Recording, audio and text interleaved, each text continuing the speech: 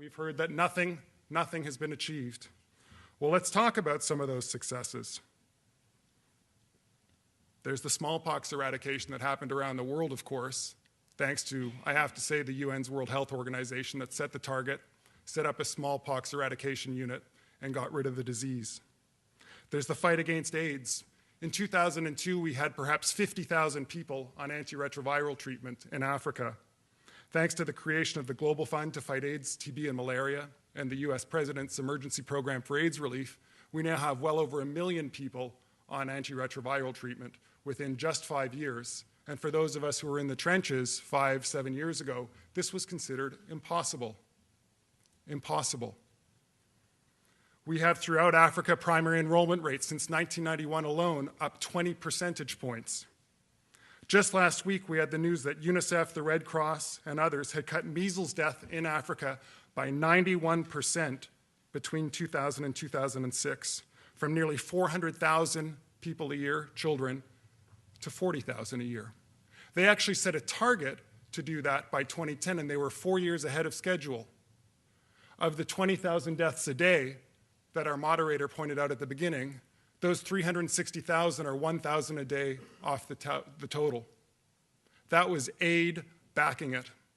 That was UNICEF, that was WHO, that was the American Red Cross, that was the Centers for Disease Control, working with governments and the government national plans, and they got the job done.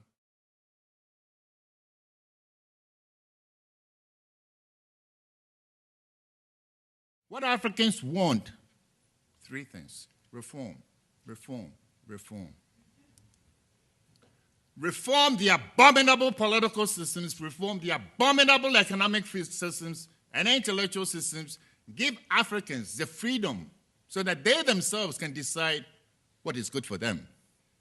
Such freedoms are lacking in Africa. So to me, this debate really is currently the aid system is rotten. It's not helping the African people.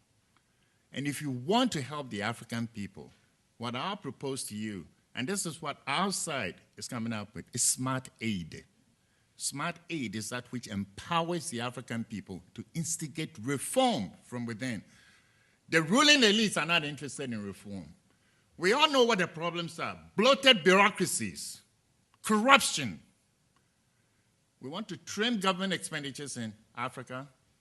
The elites are not interested. You ask them to cut government spending, and they will set up a ministry of less government spending.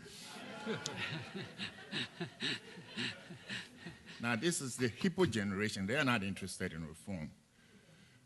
You ask them to curb corruption, and like in Kenya, they will set up an anti-corruption commission.